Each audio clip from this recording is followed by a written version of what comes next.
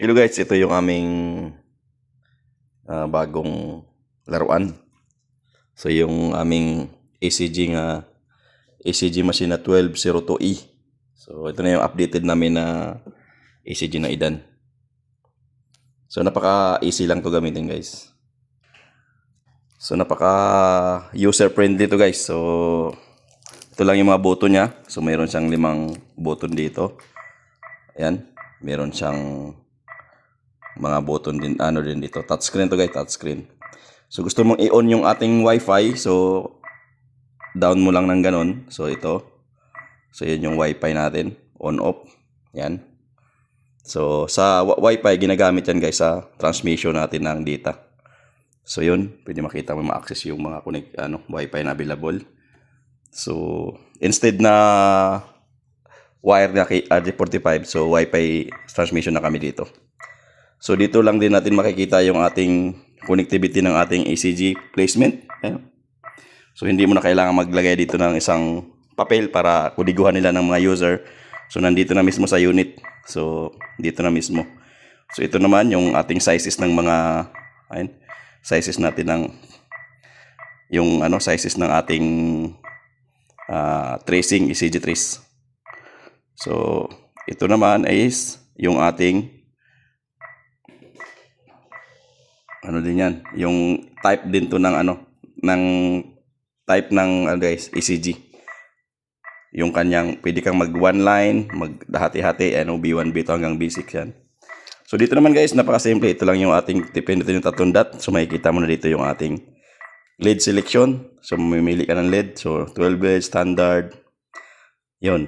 So dito naman, ito naman yung ating frequency, yung filter ng ating filter. Mamimili ka lang din dyan kung ano yung required na filter na ginagamit sa area nyo. So dito naman yung ating speed, mamimili ka 25, 50, yan. So dito lang din yan. So dito naman mamimili ka rin ng ating gain, yan. Kung ano yung laki, kung pwede mong palakihin yung kanyang tracing, dito lang din sa harapan mo. So ito na yung settings natin. Yan. Mamimili ka dyan, maintenance, system maintenance. Mamimili ka lang dyan guys. Kung gusto mo pumasok sa maintenance, may password dyan. Yan, papasok mo yung password niya. So, Idan ECG 0606363 lang yan guys. Then, ano pa ba? Ano pa ba dito? So, patient, archive, pwede ka din dito. Excuse me. So, dito po, pwede mo rin yung pagpipid ng papel, meron din dito, form feed. So meron din ditong patient data. Kung mag-input ka ng patient data, makikita mo rin dito yan. Dito lang din, yan. Pwede mo siyang i-delete dito. Pwede kang mag-search by ID number.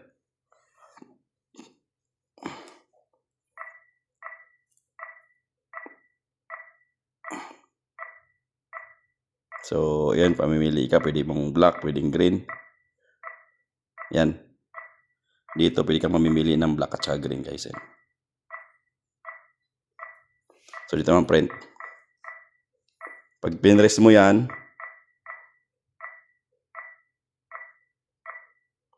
magpiprint yan. Nakalagay is printer is out of paper. So, wala ng papel yung ating printer. Wala ang papel. So, andito yung papel niya. So, sa paglagay ng papel guys, ganito lang. Sa side ng black side is ito. Ito yung ating pinaka-sensor. So, dito tayo sa right side. So, pag sinarado mo yan,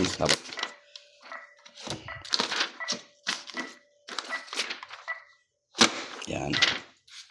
So, kanina out of paper. Pwede na tayo mag-print.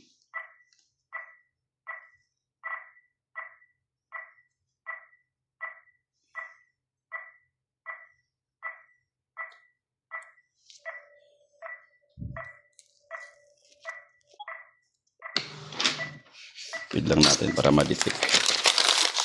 Tapos, pwede na tayo mag-print.